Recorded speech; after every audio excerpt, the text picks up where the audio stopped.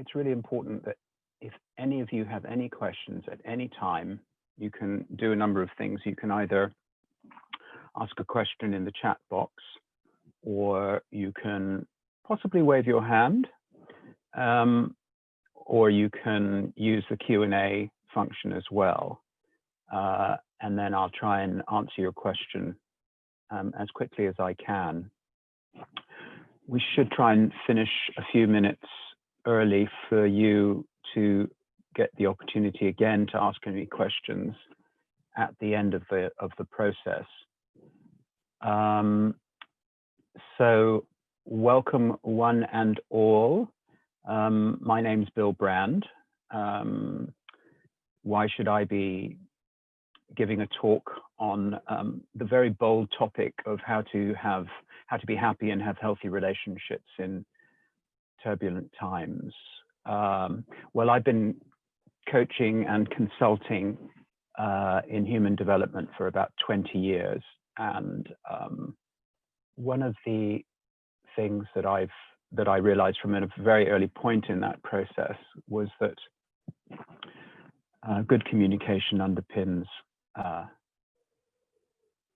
all important topics in human development, that just about everything that we need to do in life gets mediated or carried out, implemented through having conversations with people. And so I've been working on that both individually, one-to-one, and in groups for 20 years. So these, what I talk about in this talk is very much based on what I've seen in practice. You know, I've seen that certain types of communication practices work and certain types don't work as well. So what I've tried to do is distill all that I've learned about good communication practices with the application of looking at what makes us happier and what helps us to maintain positive relationships. And particularly in times like these, when in the midst of a global pandemic, people are feeling perhaps more anxious and uncertain than they normally do. And in situations like that, that kind of stress and anxiety can sometimes cause people to find it harder to navigate in the normal kind of way in their relationships, and that's both personally and professionally. So these principles that we're talking about are applicable equally in personal life and in professional life. They are general rules of communication, and they're general rules about how to be well and how to be happy. So that's me, and why I sort of chose to use a rather bold topic for this conversation.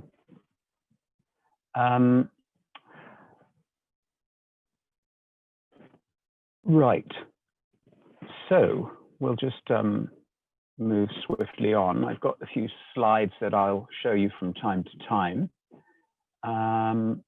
Let's just have a look here. Right. Let's see if we've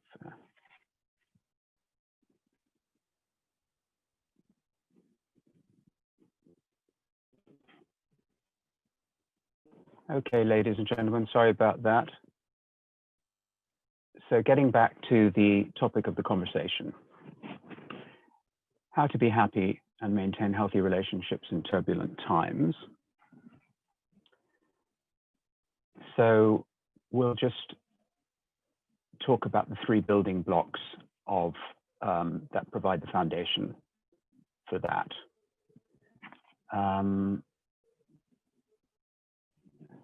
So the first thing is that we all need to be safe and sound. We all need to have a foundation for well-being and health. And the thing that does that more effectively than anything else is having clear boundaries. So what are boundaries? most simply put, they are what keep you safe. And the way you define them is by asking what's okay and what's not okay. And for most people, it's kind of easier to start with what's not okay. If you look at your relationships with colleagues or your relationships with partners, it's if you look at where to start with working on boundaries, the easiest thing to do is ask yourself, where are you feeling a little bit upset, or where are you getting annoyed, or where can you have a sense that things aren't working in the way that you would like them to? And that is what's kind of not okay with you. And so what you need to do is articulate that for yourself so that you can understand what's not working for you. And then once you've done that, which is the what's not okay, what you can do is then describe what the opposite of that is, which is what is okay. And then what you need to do is communicate that to people in a way that is where it's timely and appropriate. So you don't do it when you're feeling upset or when you're struggling to control your emotions. You do it when you're feeling calm and collected. And when that takes practice for people, so you shouldn't assume that you'll be very, very good at it to begin with. But gradually and really rather more quickly than you might expect, it begins to make everything much more workable and manageable in your life. So that's at a foundational level of what keeps relationships manageable and workable. And it also kind of increases your well-being because you feel safer and more secure, both personally and professionally. One of the things that I guess I want to observe now is that relationships and well-being and health are fairly complicated subjects. And we think that perhaps, therefore, that the solutions to helping us to be happier and more content in our lives are going to be complex and as well. But the reality is that we can have principles that guide us in these areas that are general, so they apply to everyone. And when we follow those principles, it simplifies a very complex subject. So that's introducing the idea of boundaries. The second building block for being happy and having well-being in relationships is asking for what you want and need. Now that sounds kind of basic, but you'd be perhaps surprised to know that for many people, asking for what you want and need doesn't necessarily come naturally. And I'm here to say that the more you ask for what you want and need, the more likely you are to get the things that you want and need. And if you get enough of what you want and need, you will tend to be happy. Now that comes with some provisos, of course, because we don't always get what we ask for. And but generally speaking, if you ask for what you want, you will get enough of what you want and need. And then the third part of the third building block of happiness and well-being in relationships is following principles of good communication. And again, communication is such a complex subject that we might think that rules for good communication are going to be complex as well, but they're not. And again, it's because there are no specific rules for specific people in good communication. These are rules that you can follow with everyone, with no exceptions, just like there are no exceptions for the boundaries about what's okay and what's not okay in life. So there are no specific rules for specific individuals or circumstances in life. Now, I realize these are bold statements, everyone, but and so I do encourage all of you to ask any questions about where you think these might not apply at any point. Jasper, I'm going to ask you to step in if you would, and just because I'm seeing only a small part of the webinar screen, so I can't see people's chats, whether they're waving their hands or anything. Can you hear me? Yes. Can you stop sharing first, Bill? Stop sharing. Yep. Yes. Okay, now I see it.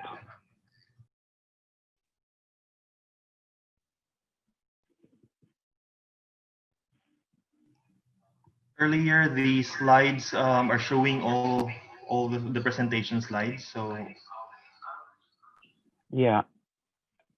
So I want to be able to just shuttle backwards and forwards between the presentation screen and the slides themselves. So for example, I'll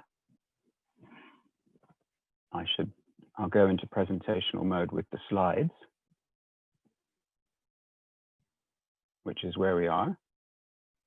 But then how do I get back to not having the slides, if you see what I mean, so that people can see me?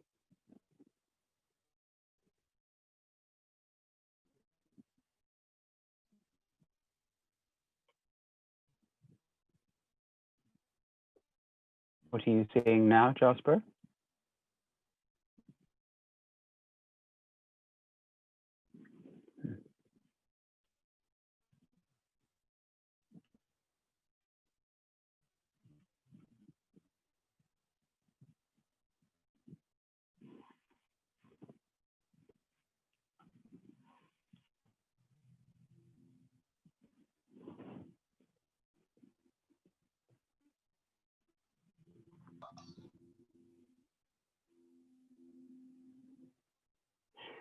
Okay, well, look, what I'm going to do, everyone, is just carry on with the screen that we have now, if that's all right with everyone.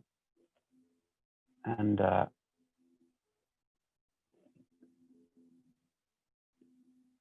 okay,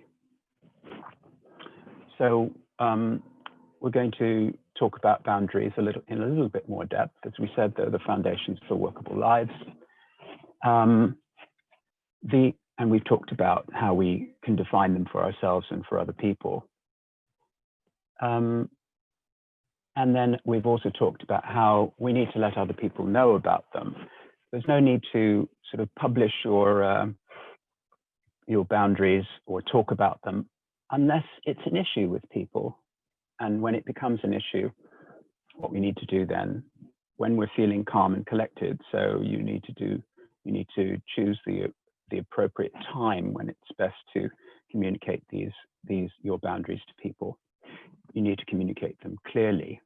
And there are a couple of rules for that. And the rules are, don't use judgmental language. You don't need to explain in depth why you're doing it. Just say, oh, what works for me is if you try and talk to me in a normal tone of voice and don't raise your voice when speaking to me. So I'm just going to see that we've got a couple of Q&As coming up. Okay, great.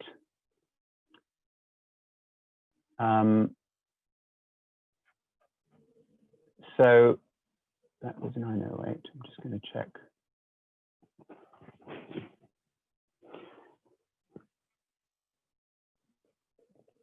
Can I ask everybody who's watching right now if you could let me know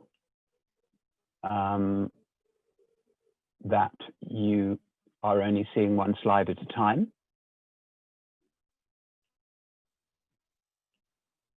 If you could just let me know in the chat box or in the Q&A if you're seeing one slide at a time rather than lots of them all at once. Okay, we're going to go.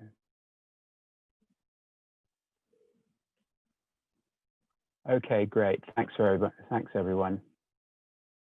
Fabulous. Thanks. Terrific.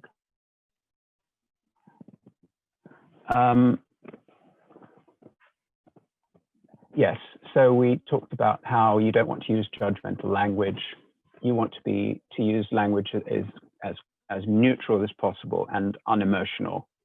And so if you're feeling particularly emotional, the thing to do is to sort of pause and wait until there is a more appropriate moment to talk about that. Okay.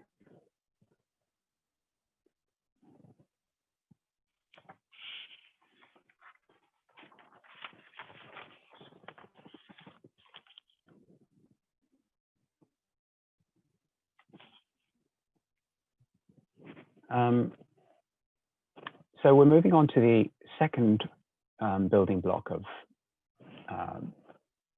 being happy and having well-being in relationships. And that's asking for what you want and need. So what's to say about that? The first thing is, a lot of us may not have been brought up to do that. It's sometimes in certain families, it's frowned upon. And so it may not have come naturally to all of us as we were growing up. But if you stop and think about how teams work well together, how people become good leaders, nobody does it on their own. And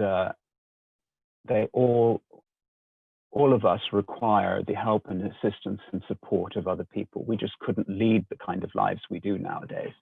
And so already we're doing lots and lots of it.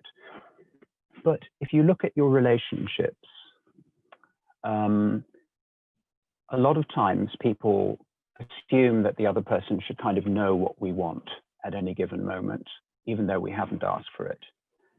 And that can cause lots of disappointments and upsets.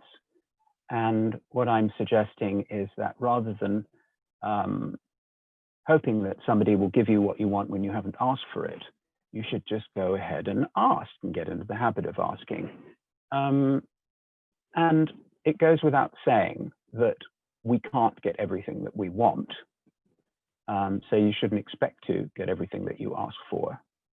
And you shouldn't try and force an outcome. You shouldn't try and manipulate people. You should just ask clearly and simply and unambiguously and make that a habit. So the habit is really asking. The habit is not getting, because as we all know, we can't get everything that we want. So, but when you ask for enough of what you want, you will usually get enough of what you need in order to be happy enough to achieve an acceptable level of happiness. I'm just going to check that I've not got any more questions. Okay. The third building block of being happy and having healthy relationships is following good communication principles. Now, this particularly applies in stressful circumstances or situations where you have experienced some conflict. Now, it goes without saying that we can't avoid all conflict in life. In fact, we really shouldn't be trying to avoid conflict, because conflict will naturally arise when people live together, work together, do anything together, really, that particularly things that are complicated or challenging or difficult. And we all know we have plenty of that going on at the moment. So conflict is not a problem in life. It's unavoidable. It's how we manage conflict. And the main way that we manage conflict is through communication. Now, we're talking really about what we're saying here, but communication, it goes without saying, is also about how we present ourselves in terms of our tone of voice, how loud we're speaking, what our body language is like, etc. So at the first level of good communication, you want to practice a reasonable amount of self-control, what's called self-regulation or self-management. And that in itself is a very interesting topic. It would make a really good topic for another webinar. But for today, we're going to talk mainly about how we speak to one another in situations of potential conflict or stress or difficulty. So the first thing to do is when you're having a kind of a conversation, so we're talking about situations where you may be feeling that somebody hasn't respected a boundary that you have, and you're feeling a little bit, perhaps somebody's being a little bit bullying or a little bit rude, or they've raised their voice at you, whatever it is, a situation of conflict. And so you've decided that you need to talk about it to try and achieve an outcome which is going to be mutually positive for both parties.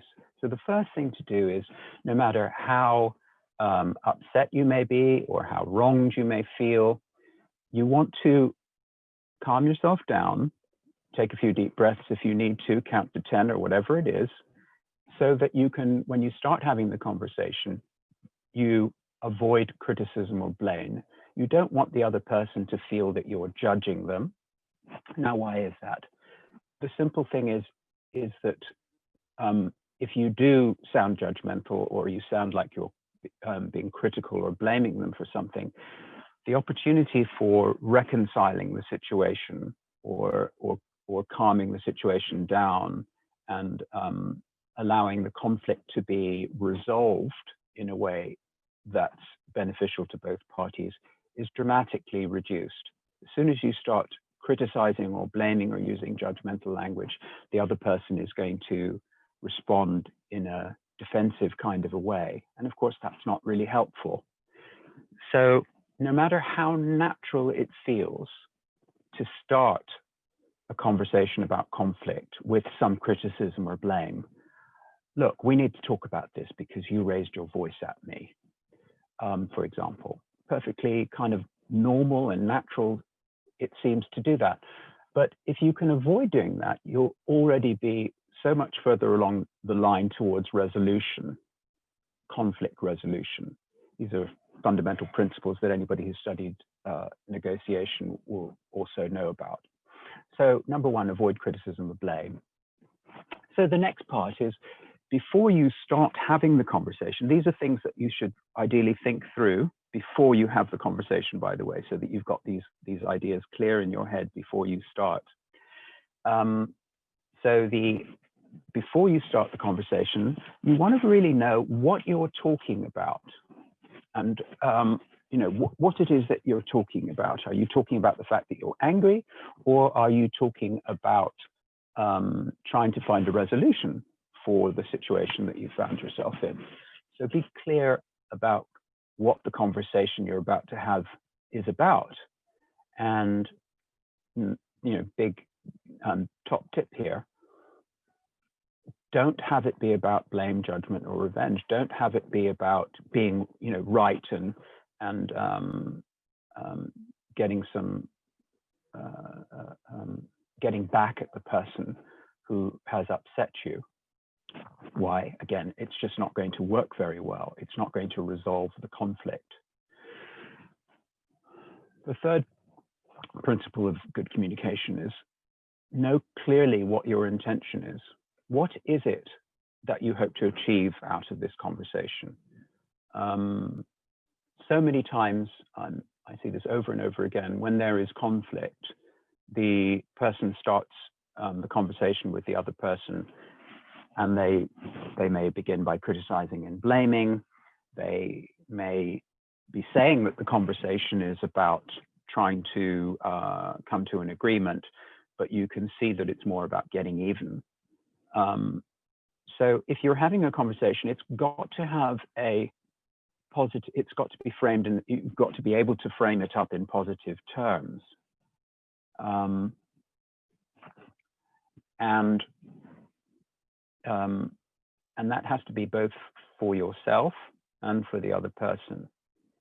You need to be able to be clear in your mind what your intention is in terms of a positive outcome for yourself and for the other person as well.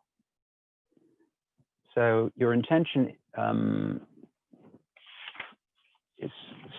intention and outcome that we're talking about here seem very, very similar, really. So it really becomes just a question of, kind of being super clear in your mind about the positive nature of your intention in the conversation and what you'd ideally like to achieve as an outcome from the conversation. And again, we can talk about examples of that. And if you have particular examples in your own lives that you'd like to look at, then please let me know, and we can discuss them. So I'm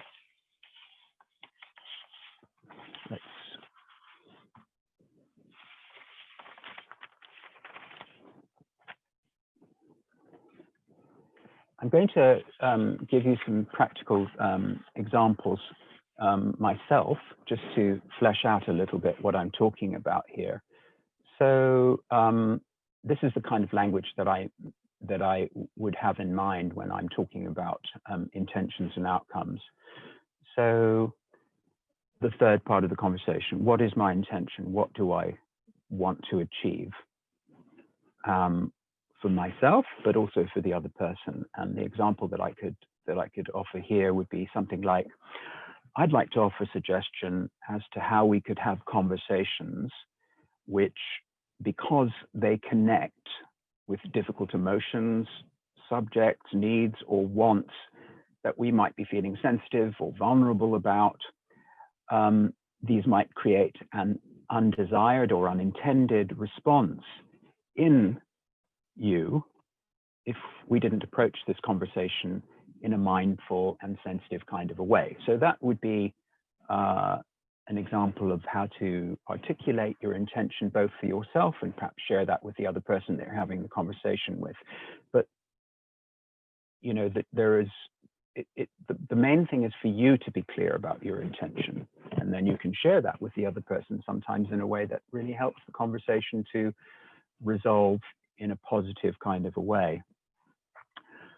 So an example of what you want to achieve in a conversation for the other person might be, I'd like you to feel accepted and heard, and also have the opportunity to express yourself and be heard as well. For example, the other person should have a sense that the conversation is going to flow in a mutually constructive and beneficial way from the way that you're sharing your intention. So moving on to the step 4 in the 6-step model, know what outcomes you'd ideally like to have. Bearing in mind, as we said, that we can't control outcomes, but what would you ideally like to flow from the conversation as an outcome? Also bearing in mind what's in it for them, because in difficult conversations, you never want to focus exclusively on your own needs, because if you do, the other person will feel controlled and manipulated and that you don't care. So you always want to bear in mind what's in it for them, what's in it for them, and focus at least, if you can, half of your attention to that. So getting clear for yourself about a difficult conversation, what outcome or outcomes would you like to flow from it? An example could be, being clear for yourself that I want to be left with the feeling that my concerns have been understood, and where the other person appreciates that my suggestion here is helpful and sensible. Ideally, I'd like us to agree to use, in this conversation, in this example, by the way, everyone, I'm using the actual topic is, let's use a positive 6-step model of good communication to resolve conflict in our relationships. So I'm specifically referring to this type of a model in these examples. Ideally, I'd like us to agree to use this model, this 6-step communication model, whenever we feel that we must express something or make ourselves heard, but we're uncertain about what is going on at the level of our feelings or intentions, or what we would like to get or achieve from the conversation. So I'm referring now to the previous steps of the communication model. So the outcome that I'd love to happen would be that there be an agreement that if a conversation starts to go a bit awry, that either of us can ask, oh, I'm feeling a bit confused about what's going on in this conversation. I wonder if we could get some more clarity as to what it's about and what we'd like to get out of it. So one of the things that I'd like to suggest to you in your relationships and in your teams is to let them know that you are using this 6-step model for communication, and ask them if they would be interested in using it too, and then you can share with them the model. Just to let everyone know that Jasper will be sending you a little white paper on this topic, whereby you also have the same 6-step model with the same examples that I'm using now, so that you've got something to refer to later on and practice with. Okay, so step 5 is know who you are being as you speak. Now, that sounds perhaps just a little bit odd. What do we mean by being in this example? Well, our being, who we are being in communication, is just as important as what we are saying. And because if you think about it, if we're saying, I'd really like to resolve this conflict, but we're being confrontational, and you can usually see that in body language or in tone of voice, or even the kind of expression that we have in our eyes, then the two things are not moving in the same direction, but they are in opposition to each other. So when you're having a difficult conversation, you really want to check and have chosen a way of being in the conversation. So, you know, ways of being in conversation that are tend towards resolution would be, for example, compassionate and fair, versus being right. If you're trying to be right in a conversation, it really shuts down the opportunity for mutual discourse. Similarly, if you're trying to get even with the person, get your revenge, it's not going to work if your language is judgmental, if you're being emotional.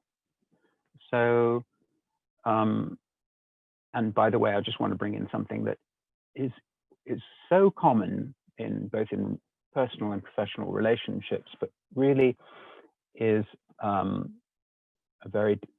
can be very, very destructive, and that's sarcasm. Sarcasm, I live in the United Kingdom, and sarcasm has been elevated to an art form in Britain. And if you look at British literature and certainly in comedy, the British are famous for their sarcasm. And of course, it has its place in comedy and drama and all of that. But in personal relationships, there's a high price for sarcasm. It instantly destroys opportunities for moving the conversation forward in a positive direction. Jassim, I see you've raised your hand. So I'm gonna. So if somebody could let me know what their So Jasim, you've raised your hand. Can you send me a chat, please, or a Q&A?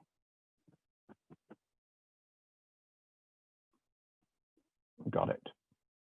Excellent. Thank you.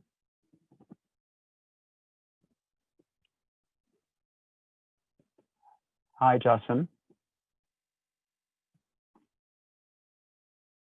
You only see one part. Okay. What is your question, Jasim?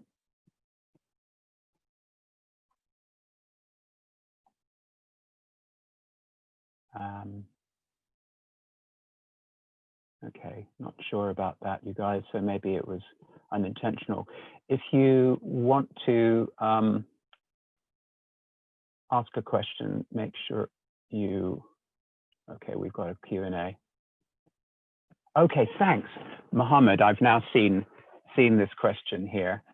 Yeah, sometimes, although we don't intend to be sarcastic or hurting, our communication seems to get misconstrued, which is really sorrowful. Yeah, that is something that does definitely happen. What can I say about that? Yeah, so we just have to start again, really. In communication, we can't assume that the conversation is going to go according to our plan for it or anything like that. So, for example, one of the things that we have to take into account in communication is that people bring everything that's happened prior to this conversation to the conversation. And if there is some upset from a previous interaction that you've had with a person, it may find itself being played out. And what you have to do in situations like that, when people are upset and continue to be upset in the conversation. So, for example, where although we've tried to not be sarcastic or blaming or judgmental or whatever, that they're still upset with us. We bring in step 6 of the model, which is making the other person feel heard, making sure that they know that you've heard what they've said. And I think that's basically, Mohammed, I think that's the best way to deal with that situation. So they seem to have misconstrued something you said. I'm assuming, Mohammed, that you mean that they continue to show some upset or are being that the conflict is not being resolved, but rather is being persisted with. I think the best thing to do is just to acknowledge to them that they seem to be upset. And the best way to do that is to reflect back to them in their own language what they're saying to you, and to do so without defending yourself. First of all, you know, the sort of the overarching rule of good communication practices is don't defend yourself. It's when you stop defending yourself, you'd be amazed at how much conflict instantly disappears in communication. So don't defend yourself, but rather repeat back to the person what they've said about their upset with you, and keep doing that until you can when you use this practice, by the way, you can feel the conflict begin to dissipate. It really does work 99 out of 100 times. Yeah. So the simple answer, Mohammed, is go to step 6, which is repeat back to the other person, make sure that the other person feels heard. Can you let me know whether you feel that that's answered your question to an extent, Mohammed? Thanks very much. Okay. There's some.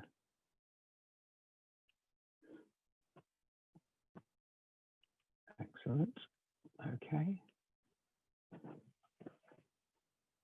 Just checking to see whether I've said everything I want to say about, oh yeah, so just to give you an example, about the being part, this step 5 in the conversational model. In the conversational model example that I was using, which was about suggesting to someone that you're having a little bit of conflict or upset with, that you think it would be a good idea to use a 6-step conversational model, and you show it to them, and you want to be showing it to them and asking them whether that appeals to them as well. So in the conversation that example that I was using, I have been a gentle peacemaker. I am being a gentle peacemaker. I am being an honest broker and a straight talker. So it's possible to talk straight, to not be overly polite. Sometimes when we're overly polite, we're not really being honest. So you want to be honest, but as long as you're avoiding judgmental language and making sure that you're not being critical and blaming, you can be straight. And when I say a straight talker, what I'm really talking about is in asking for what you want and need, so that you're straight about asking for what you want in the conversation. So I'm using the language of a peacemaker, language that is gentle, but it is also direct and straightforward. And then coming back to your question, Mohammed, step 6 is, what can I say to make the other person feel heard? And as I've said, you can reflect back to them what you have just heard. For example, I hear that you want to be able to have confidence that when I say that I'm going to do something, that I will actually do it, for example. How often in our personal relationships do we come up against problems where we've said that we're going to do something and we don't do it? When that happens, we can always be sure that the other person will feel disappointed, and that if that happens over and over again, it will erode trust in the relationship and confidence. So when that happens and they're upset with you, then you need to be able to make sure that the other person feels heard, and so you reflect back at them what they've said to you. But the same thing also goes for you. So if you want to make sure that you've been heard, you can ask the other person to say, can you let me know what you have heard me say? What is your understanding of what I've been saying in this conversation? And then they can use that part of it as well. I heard you say whatever that might have been. For example, oh, I heard you say that I've not been giving you enough support. Okay, so let me just check and see we don't have any other questions. Okay, so we have got a couple of more questions here. Somebody has asked, I just wanted to ask Bill, how can you make good conversation when the other party just keeps quiet and doesn't respond to your upset, and you want to know the answer, but the other party, they're not forthcoming? Well, look, that's such a good question. And what is probably going on in those situations is that there is upset there, and the other person is upset to a degree that they don't want to or can't interact with you in the conversation. There can be a number of reasons for this, and these are at least the first two ones that you want to take into account. So the first thing is that certain people, and this has a lot to do with family backgrounds, and sometimes it has to do with cultures as well. So as an example of cultures, I'll give you the UK, as an example, Britain, versus, say, Holland, the Netherlands. So I'm half Dutch and half Scottish, but I was educated in the British system. In England, it didn't used to be acceptable to sort of to be very open about where you disagree with somebody or you've got an issue with them. You would have a situation where there'd be a conversation about something, and at the end of it, you wouldn't really know what it was about because everybody was so incredibly polite. And and again, the reason for that is in certain types of family backgrounds and educational systems in Britain, it didn't used to be acceptable to actually challenge somebody or say, look, I've got a problem here with you, the way that you're behaving or whatever it may have been. Now take that as a contrast with, say, the Netherlands. So Dutch people are, I don't know if any of you've got friends who are Dutch, but my father was a very good example of this. They're incredibly direct. They tell you exactly what their problem is. There is a cultural expert called Fons Trompenaar. Fons Trompenaar is a specialist on intercultural communication. And one of his stories is that when he comes and gives a seminar or a lecture in the United Kingdom, bear in mind that Fons has a consulting company. So professionally, he advises organizations and companies on their intercultural communication on diversity, equity, inclusion issues, etc. And he says when he comes and gives a lecture in the United Kingdom, people will typically come up to him afterwards and go, that was absolutely wonderful. Gosh, I really, really enjoyed that. Oh, that's fascinating and very, very helpful. And then he'll say, but nobody gives him a call and asks him to come in and do some work with them. But whereas if he gives the same lecture in the Netherlands, people will typically come up and say, I had a real problem with that part of the lecture where you talked about this, or I thought that was nonsense where you said that blah, blah, blah, whatever it may be. And then he'll say, but they'll call up the next day and say, can we do some work together, please? We'd like you to come in and run some cultural reconciliation exercises for us or something like that. So it's attitudes towards conflict can make it difficult for people to engage in a situation where you're being, however hard you're trying to be gentle and to reconcile the dilemma of conflict, that conflict itself is really, really hard for them.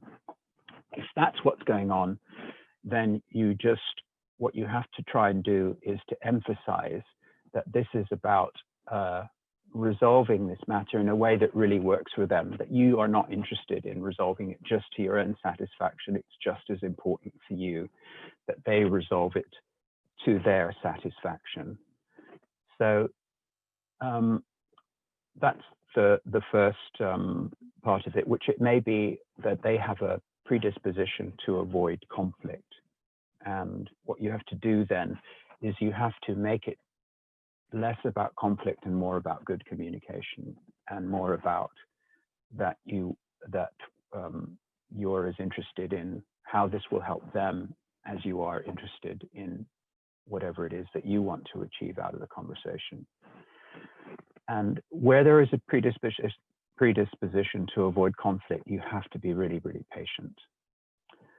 The second part of it may be that they're just still too upset. And if that is what is going on, you just have to say, look, I'm really sorry if you are feeling upset, and that if that's the case, perhaps we should just wait, and then we can pick this conversation up again at a later point. Is that something you would like to do? So it's those two approaches that may address that question. Can I just ask if that was helpful? Okay. Again, I'm not sure where I see the answers to that, but do come back if that hasn't answered your question. Okay, we've got a question from Helen. who says, I can see how useful this model can be in the home, which has now become a workplace for millions. Very true, Helen. Boundaries are shot to pieces. It's very hard to maintain boundaries in close confinement. It really is. Hence why I thought this topic might be useful. You must find a way to take this out to the general public, where it's sorely needed for social stability and good mental health maintenance. I couldn't agree more, Helen, and I am planning to give talks on this all over the place. So up until this point, I've been using it mainly in my work one-to-one with people and with smaller teams. But what I'm going to do is start running workshops and seminars on specifically this topic and try and roll it out in as many different forums and platforms as I can. Thanks for your question. Okay. And then we've got a question from Okereke. Hope I'm pronouncing your name correctly, Okereke, who says, hi, Bill, what happens in the case where both parties involved have different intentions and refuse to compromise and shift ground? Really good question.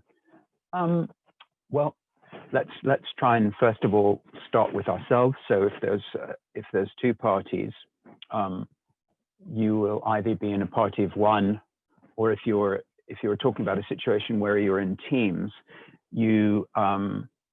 and you can see that this is what's going on, that you yourself haven't been compromising, then the first thing you do is that you make sure that you show a willingness to compromise, that you go through the checklist, that you're doing all the things that we talked about, that you're avoiding blame, that you're being clear, that you're not being blameful, judgmental, or revengeful, that you know what your intention is, that you know what the outcome is, and that you know that your being is a positive way of moving the conversation forward. And then finally, that you're making the other person feel heard. So you've gone through that checklist. Then you can still see that the other party is not compromising and not shifting ground. Well, what I would begin with is exactly the same thing that I did when I was talking about the previous example, where the other person doesn't seem to want to interact, but they are not compromising in this situation, not shifting ground. So presumably you're getting some data from them about what they're saying to you. They're talking about upset, or they're insisting that you're wrong, or whatever.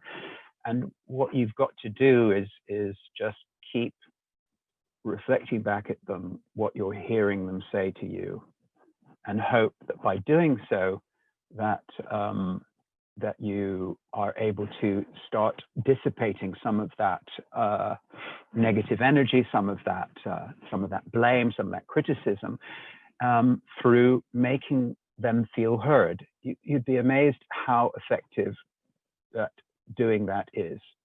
So keep asking them questions. Have I understood you correctly? You're feeling upset with me because blah, blah, blah, whatever it is. So you just keep checking in with them, that you fully understand where they're coming from. When you do that, ideally, you may find that you get to a point where things begin to shift and the possibility for genuine dialogue emerges again. I hope that that answered your question, Okereke, and please tell me also if I'm not pronouncing your name properly. Thank you, the person that asked the previous question. I'm glad that that was helpful. Okay, and Okereke, do let me know if that answered your question. And Arukwe, you asked what happens if your efforts weren't appreciated. Well, again, I think it's more of the same, really. It's the most useful thing is that you try and make sure that the other person feels heard, and then you start again. You start restating what your intention is, and that what you'd ideally like to achieve out of the conversation, and just see if by doing so, making sure the other person feels heard, making sure that your demeanor and tone of voice and body language is not being judgmental, doesn't look blaming, that the other person isn't feeling criticized, that when you're doing that, and that your way of being is a positive one, so that you're being sort of gentle, or you're being diplomatic, or you're being statesman-like or stateswoman-like, or whatever it is that you feel as a way of being will move the conversation forward, that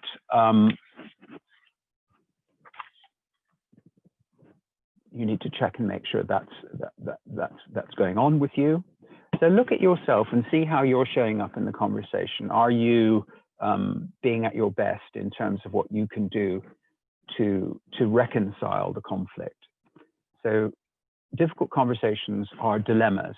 The dilemma, simply put, is that people have different attitudes towards life. We all have our unique perspective on life. People need and want different things in life. So a conversation on a difficult topic is a way of reconciling those competing needs and wants in a way that both parties can feel at least some reasonable sense of satisfaction.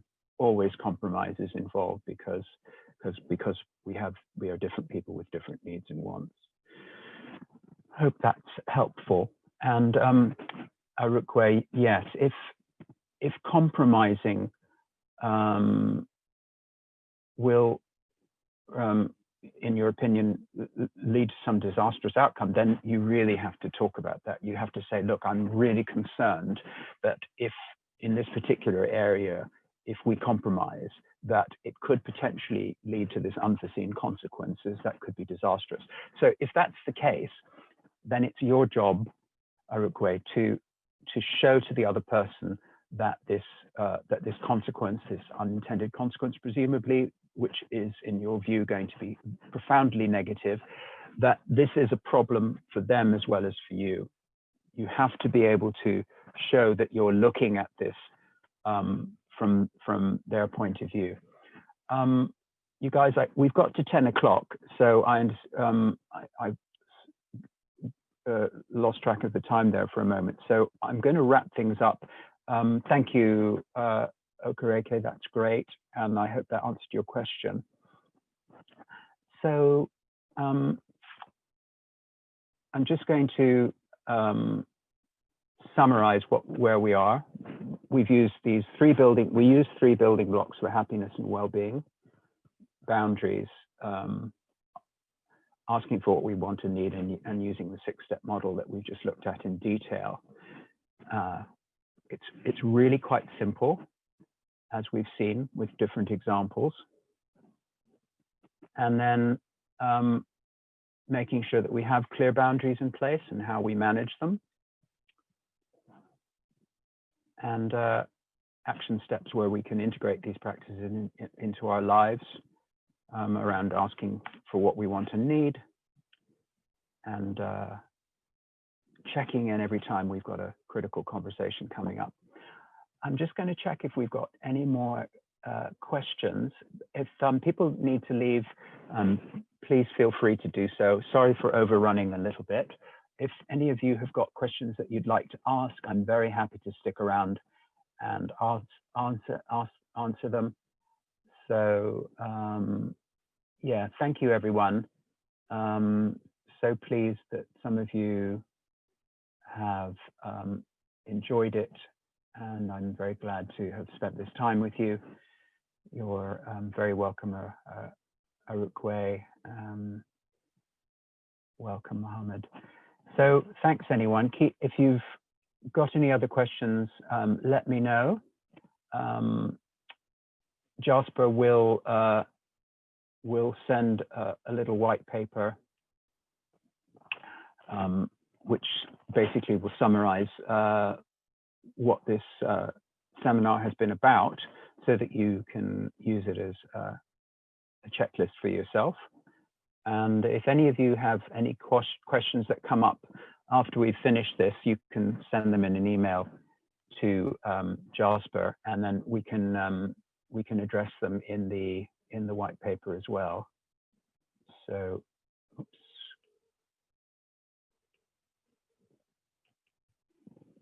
Okay. Thank you, Peter, and thanks, William, and Jassim. Thank you very much. Imran, thank you. You're very welcome, everyone. Really enjoyed this talk with you. Thanks, Anjali. And thank you, Helen. As I said, you'll be hearing from us. If you've got any other questions that come up between in the next day or two, do let us know, and we will address them in the little white paper that we'll send out to you, which summarizes this topic. And as Jasper says, you'll be getting your certificates along with that additional material sometime next week. All right, everyone, thank you so much for coming today. It's been a real pleasure, and I hope that we get a chance to interact again. And there'll be lots of topics like this that we could fruitfully do that with. So let me know what you're most interested in would be most interested in having a webinar on, and we'll really try and do our best to come up with that. Thanks again, everyone. Bye for now.